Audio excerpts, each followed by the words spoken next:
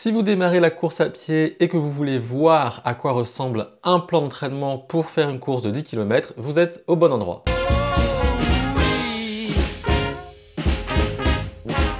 Salut YouTube, c'est Eric et je suis rendu à la 3e semaine de mon plan d'entraînement pour faire une course de 10 km. Mais avant ça, je vais vous parler de mon expérience en tant que coureur et rassurez-vous, ça va être très court parce qu'elle est très faible. En 2015, je me rappelle avoir couru pendant un mois mais j'avais rien fait de spécial. Et puis en 2017, une pote avait fait un concours pour remporter un dossard pour une course de 10 km à Paris. Je m'étais inscrit pour l'encourager dans sa vocation à être une influenceuse de sport et j'ai remporté ce concours. Ce qu'il faut bien comprendre, c'est qu'à l'époque, je n'avais fait aucune préparation spécifique. J'avais seulement couru 10 km la semaine avant la course pour voir si j'étais capable de le faire tout simplement. Et au final, ça s'est très bien passé et je n'ai absolument aucun souvenir désagréable de ce moment. Cela dit, je n'ai pas poursuivi la course à pied après du coup cette course. Pour parler de chiffres, c'est pendant l'Odlo Crystal Run, donc cette course de 10 km, que j'ai fixé mes PR. J'ai fait 5 km en 29 minutes 18 et j'ai surtout fait 10 km en 59 minutes et 32 secondes. Des résultats dont j'étais très fier car mon seul objectif était de passer sous la barre de l'heure. Et d'ailleurs, je le dis maintenant, mais comme vous l'avez compris, je suis en train de préparer une course de 10 km et mon seul et unique objectif, c'est tout simplement de faire un temps qui est meilleur que 59 minutes et 32 secondes. Maintenant, je vais vous parler de mon plan d'entraînement pour faire un 10 km. On va commencer par le commencement. Au printemps 2020, j'ai commencé à faire du sport avec cette montre, la Polar Vantage M. Et quand on achète du matos de chez Polar, ça donne accès gratuitement à un logiciel formidable qui s'appelle Polar Flow. Pour le dire simplement, dans Polar Flow, il y a tout ce que propose la version premium et payante de Strava. J'ai longtemps été abonné premium de Strava, mais au moment où je me suis rendu compte qu'il y avait que ça faisait un doublon avec Polar Flow, j'ai arrêté mon abonnement. Donc dans Polar Flow, bien entendu, vous avez accès à toutes vos données relatives à vos sorties. Et en plus de tout ça, il y a toute une partie qui vous concocte des plans d'entraînement personnalisés. C'est très simple à configurer.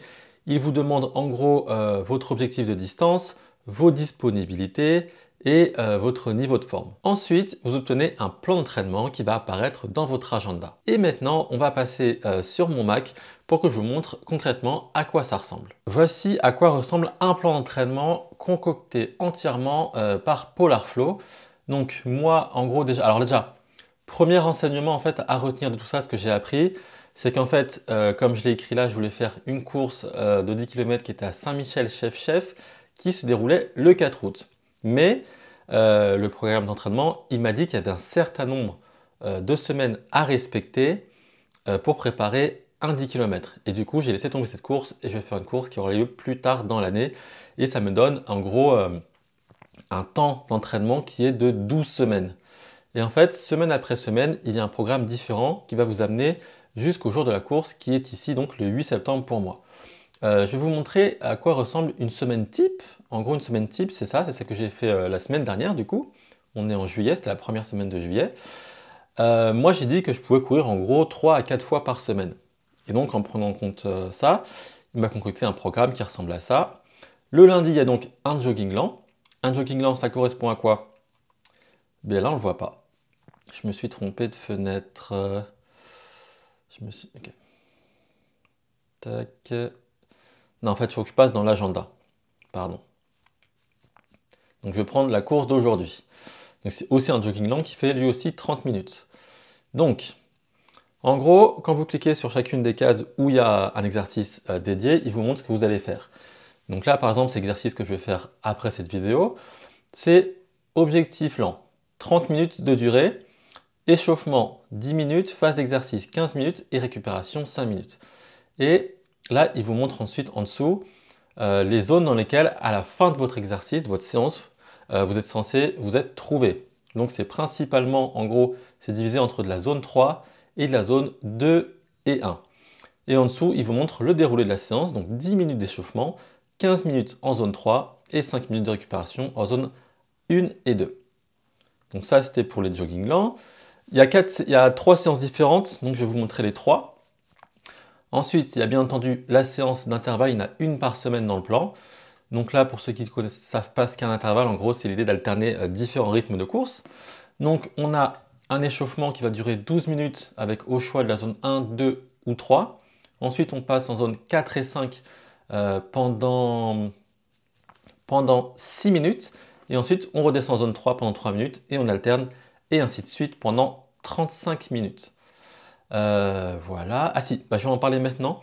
En fait, ce qui est très bien avec ces plans, c'est que là, vous voyez exactement à quoi ça ressemble. Et en fait, ce qui est intéressant, c'est que tout ça, c'est dans votre montre. C'est-à-dire que là, tout à l'heure, je vais faire un jogging lent. Je vais faire lancer une activité comme je le ferais pour n'importe quelle activité. Et là, il va dire, ah, il semblerait qu'aujourd'hui, vous ayez un programme de prévu. Donc, je dis, OK, accepté. Et après, il se lance et c'est dans la montre. Et l'intérêt de ça, en fait, c'est que, par exemple, là, je crois que c'est l'entraînement pour le jogging lent, c'est 10 minutes. Pendant 10 minutes, je dois rester dans la zone 1 à 2. Et si je passe au-dessus, eh ben, la montre, elle va vibrer, elle va dire, attention, là, tu es en zone 3, il faut que tu ralentisses. Et en fait, ça marche pareil pour toutes les sorties, comme notamment cet intervalle, c'est que, en gros, entre la zone 3, entre le début, là par exemple, de l'échauffement et la phase d'exercice, là, il faut quand même un peu accélérer. Et vous savez que vous êtes arrivé dans votre zone 4, prévue par l'exercice, quand la montre elle vibre une fois, ça vous dit en gros, c'est bon, tu es dans la bonne zone, reste dedans. Par contre, si tu ne cours pas assez vite et que tu repasses en zone 3 par exemple, eh ben, il va te vibrer aussi, il va te dire attention, là c'est pas assez rapide. Et en gros, l'avantage, une fois que vous savez et que vous connaissez vos exercices, parce qu'en fait, les exercices au final, c'est toujours plus ou moins les mêmes, vous savez que il faut soit que vous accélériez, ou soit que vous ralentissiez. Et vous n'avez même plus besoin de regarder votre montre. C'est là où je voulais en venir. Et donc, c'est hyper bien fait. On va quand même continuer sur le programme d'entraînement pour que vous voyez quand même à quoi ça ressemble. Donc là, j'ai un autre jogging lent prévu vendredi, donc c'est le même que lundi, je crois. Voilà. Et enfin, il y a la sortie longue du dimanche. Là, c'est 1h10, qui consiste tout simplement à courir en endurance fondamentale, donc dans votre zone 2, pendant 1h10. Et là, il n'y a pas besoin d'explication, c'est de la zone 2 pendant 1h10. Mais c'est pas tout. Je ne sais pas à quel degré d'information vous êtes rendu dans votre préparation de 10 km ou d'une autre course, mais en plus de toutes les séances où vous êtes dehors en train de courir, il y a un autre point qui est très important, c'est le renforcement musculaire et la mobilité. Et en fait, le plan de Polar inclut également tout ça. Et ça, je trouve ça trop bien parce que je savais qu'il fallait faire des exercices, mais je ne savais pas trop quoi faire. Et l'avantage de ce plan concocté par Polar, c'est que là, du coup, demain, moi, j'ai une séance qui s'appelle de musculation et il y a une vidéo qui vous montre tout ce qu'il y a à faire pour chaque séance. Donc là, il y a des squats, des push-ups, des abdos plutôt classiques. Et ce qui est bien, c'est que dans les vidéos, il vous montre exactement quoi faire avec le timing. Vous n'avez qu'à suivre. Bon, les abdos, c'est des trucs assez classiques. Hein. Si vous avez déjà fait un peu de renforcement, c'est classique. Moi, ce que j'ai découvert, c'est tout ce qui était mobilité dynamique et mobilité statique. Et en fait, ça a l'air de rien, mais c'est hyper important pour développer votre corps et vous permettre ensuite d'avoir une meilleure foulée et d'améliorer votre rendement quand vous faites vos séances. Donc c'est trop bien.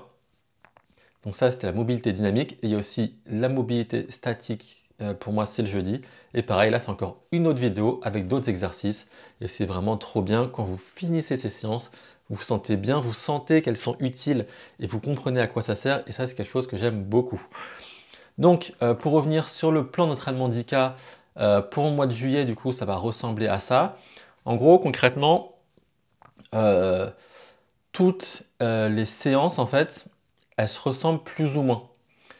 La seule différence qu'il va y avoir entre les séances, c'est par exemple, là cette semaine j'ai 1h10 de course longue, et si j'avance un peu dans les semaines, si je passe dans cette semaine-là, j'ai 1h15. Et j'ai 45 minutes d'intervalle, alors que cette semaine j'ai que 35 minutes d'intervalle. Et en fait, ce qui est bien, c'est que vous n'avez pas à réfléchir, vous avez seulement à suivre le plan qui a été fait par Polar.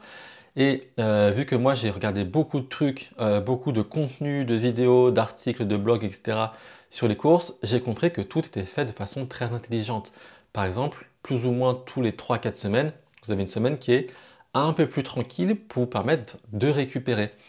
Et au-delà de ça aussi, vers la fin, ça devient de plus en plus léger. Par exemple, la semaine avant votre course, donc là moi la course elle aura lieu un dimanche, et ben je ne vais pas beaucoup courir, il y a du jogging lent, il y a un intervalle de 35 minutes, ce qui est assez court normalement à ce niveau de la préparation, et un petit jogging lent le vendredi, et c'est tout.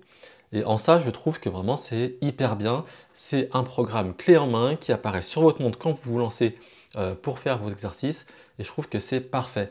Mais c'est pas tout, bien entendu que c'est pas tout. Ça, en vrai, ça suffirait, c'est déjà une très bonne base. Mais moi, ce que j'aime bien aussi, c'est là, il y a le Running Index. Bah, je vais vous montrer tout de suite. En gros, le Running Index, c'est un outil qui vous montre, qui fait une sorte de prédiction par rapport à vos courses que vous faites, à vos entraînements, sur les temps que vous allez faire, sur les distances. Là, moi, j'ai un Running Index de 41 par exemple, donc je vais afficher le rapport complet du Running Index. Et en gros, là, vous voyez à combien je suis parti donc le 29 mai 2024. Donc au début, j'étais à un Running Index de 33 et il me disait que je pouvais faire un 5 km en 40 minutes et un 10 km en 1h22. Et un semi-marathon, 3 heures et marathon, tout ça à 6 heures. Et en fait, avec l'entraînement, petit à petit, j'ai réussi à améliorer ce score et ça montre que vous vous entraînez de la bonne façon. Par exemple, aujourd'hui, je suis passé, vous pouvez voir la différence, je suis passé à, selon leur prédiction, à faire un 5 km en 31 minutes et 30 secondes et un 10 km en 1 minute et 5 secondes. Et moi, le chiffre que je vais surveiller, justement, c'est celui-ci. Parce que comme je vous l'ai dit, mon objectif à moi, c'est de faire 10 km en moins de 59 minutes et 32 secondes. Du coup, je saurai que je m'entraîne bien. Quand plus on va se rapprocher de l'échéance, plus je vais me rapprocher de ces 59 minutes. Et c'est vraiment très bien. Et si vous ne vous entraînez pas bien, vous le voyez aussi parce que du coup, vous allez stagner. Là, par exemple, là, c'était encore le moment en juin où je courais sans plan d'entraînement. Et du coup, ça stagnait. Et limite, mon running index était descendu même. Parce que je ne m'entraînais pas de la bonne façon. Et en ça, c'est vraiment très très bien. C'est pas tout. Il y a un autre point qui est très important dans la course à pied quand vous faites une prépa, c'est la récupération. C'est tout aussi important que les sorties que vous faites à l'extérieur en vrai. Et pour ça, il y a un endroit très bien dans Polar Flow qui s'appelle les rapports du coup, et le rapport de charge cardiaque. Le rapport de charge cardiaque, c'est en gros vos efforts par rapport à ce que vous pouvez supporter. Et en fait, c'est quelque chose que vous voyez également dans votre montre quand vous avez fini de courir. C'est le but du jeu, c'est d'être, comme j'ai réussi à le faire là, d'être productif. Productif, c'est-à-dire que vous améliorez petit à petit, vous augmentez petit à petit votre dose d'entraînement et vous n'allez pas en faire trop jusqu'à vous blesser. Quand vous en faites trop, ça ressemble à ça devient orange. Il vous dit excessif. Et quand c'est excessif, c'est pas bon parce que si vous faites de l'excessif pendant trop longtemps, vous allez vous blesser et il vous prévient aussi. Et d'ailleurs, ça m'est déjà arrivé par le passé quand je faisais des entraînements. D'ailleurs, non, je faisais pas d'entraînement, mais quand je faisais du vélo, ça m'est déjà arrivé. Donc, le but du jeu, c'est de rester dans le vert comme ça, entre maintien et productif. Mais le point le plus important pour moi, et c'est vraiment le plus important dans cette partie de Polar Flow, c'est ça, c'est le développement de la charge cardiaque. Là, vous avez plusieurs lignes. La ligne violette, comme vous voyez, c'est votre fatigue, et en bleu, c'est votre tolérance. Et le but du jeu, en gros, c'est que les deux lignes, elles soient plus ou moins, qu'elles se croisent régulièrement. Par exemple, si vous faites une sortie et que votre fatigue, elle est trop haute par rapport à votre tolérance, ça va être une sortie qui va être très difficile. Par contre, si vous faites une sortie comme je vais la faire après cette vidéo, où là je suis à 35 de fatigue et 31 de tolérance, c'est-à-dire que cette sortie, elle devrait être pas mal. Et si j'avais attendu demain, et ben là ça aurait été encore plus idéal, je suis à 33 de fatigue et 31 de tolérance, et ça aurait été parfait. Et là, on a encore mieux, si j'avais attendu pour faire ma prochaine sortie, pour la faire le mercredi, j'aurais été à 29 de tolérance et 22 de fatigue. Et là, ça veut dire que ça aurait pu être, par exemple, si j'avais attendu 3 jours après ma sortie de dimanche, c'est un jour où j'aurais pu me donner à fond pour battre un record, par exemple, ou sur 5 km, par exemple. Voilà. Et en gros, voilà, vous pouvez monitorer tout ça et c'est extrêmement bien fait. Attention, tout n'est pas gravé dans le marbre. Ça, c'est un point que j'aime bien, même si je ne l'ai pas encore trop fait. C'est qu'en fait, si par exemple vous avez des empêchements et tout, vous pouvez tout modifier. Si par exemple là je me dis ah mince, aujourd'hui j'ai pas le temps de faire mon jogging lent, et ben je vais le faire demain. Et du coup on le déplace comme ça de façon extrêmement simple. Par contre, attention avec ça, c'est que idéalement c'est bien de garder quand même 24 heures au moins entre plusieurs sorties. Mais après ça c'est encore autre chose. Donc voilà à quoi ressemble un plan d'entraînement pour un 10 km fait par Polar. Et je le rappelle, c'est entièrement gratuit quand vous achetez du matériel Polar comme cette montre, la Polar Vantage M. Et aussi bien sûr, il y a un truc qui est très important, mais ça c'est plus le global. C'est que ça par exemple, c'est le résumé de ma semaine, de la semaine écoulée. et vous voyez et vous pouvez vérifier si vous avez bien fait le bon entraînement qui vous a été spécifié. Là, en gros, le but du jeu quand vous vous entraînez pour une course, c'est de faire 70 à 80% du temps en zone 2 ou en zone 1. Et là, j'ai presque réussi. Ça fait 4,5, 4,26, 68. Je suis un peu en dessous. Je pense que j'ai fait un peu trop de zone 3, mais c'est pas grave. Le but, c'est de s'en approcher le plus possible. En gros, vous avez vraiment beaucoup de data sur vos sorties. Et c'est très très bien fait et j'adore ça. Donc voilà pour le programme d'entraînement de 10K de Polar. Et bien entendu, il y a aussi la même chose pour faire un semi-marathon et un marathon. Je trouve ça tout simplement idéal. Et ce que j'aime le plus avec ça, c'est que j'ai vu qu'il y avait d'autres applications payantes notamment, qui étaient basées sur le rythme. Et moi, ce que j'aime pas avec le rythme, c'est que ça ne prend pas en compte la fréquence cardiaque. Et là, les plans d'entraînement faits par Polar, ils sont tous basés sur la fréquence cardiaque. Et je trouve ça beaucoup plus intéressant comme données à suivre pour faire un plan d'entraînement. Voilà, c'est la fin de cette vidéo. J'espère qu'elle vous aura été utile. Mettez un petit pouce en l'air sur YouTube si ça a été le cas. En ce qui me concerne, moi, comme je vous l'ai dit, je suis en train de faire une préparation pour faire un 10 km. Mais bien entendu, ce n'est pas mon objectif final. Mon objectif final, il aura lieu dans un an. Je ne me suis pas encore inscrit, mais ce sera un semi-marathon. Et l'idée, c'est d'y aller étape après étape. Et je vous raconterai bien sûr tout ça en vidéo sur ma chaîne YouTube.